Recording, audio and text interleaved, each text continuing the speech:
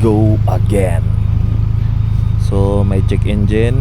Ang ginawa natin, scan muna kasi ayaw lumagpas ng 3,000 yung kanyang RPM kahit na nakatudo baon na yung footprints.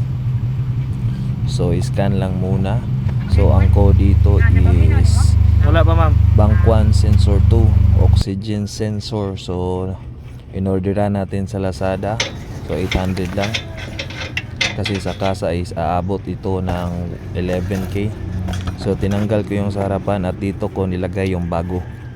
Tapos yung sa harapan nilagay ko doon sa likod. Sa likod yung totoong problema, yung bank 1 sensor 2, yung may arrow. Nilipat ko lang kasi trip ko lang. Tapos upon checking, nakita ko rin ng itong ignition coil is basag at basa yung spark plug. So nag-decide ako rito na palitan yung ignition coil 2 and 3, valve cover gasket at saka spark plug. So pinalitan natin ng spark plug, valve cover gasket at dalawang ignition coil 2 and 3, pero may lumabas na code igniter circuit 1 to 4. Kaya chiniking ko rito kung ano yung problema, kasi bago naman yung ignition coil 2 and 3. Chinek ko yung IGF at IGT signal, good naman lahat. Ang problema pala is itong bagong biniling ignition coil sira.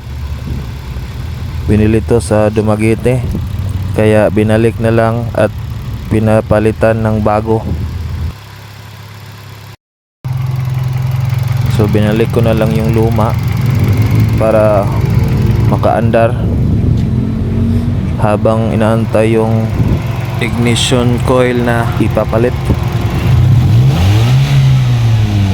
Tapos yung 1 and 4 na ignition coil is orderan ko lang sa Lazada, kasama na yung socket ng map sensor. So ito yung ignition coil. Sa dalawa, sa 2 pieces is 1,000 plus lang. At saka yung socket, mahal kasi ito sa kasa. So iyan, napalitan ko na yung 1 and 4.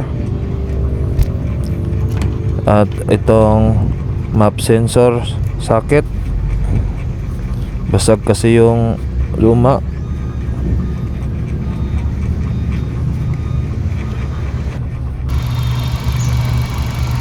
So ito na, naka-under na, at i-check natin kung lalagpas ba yung RPM hanggang 4,000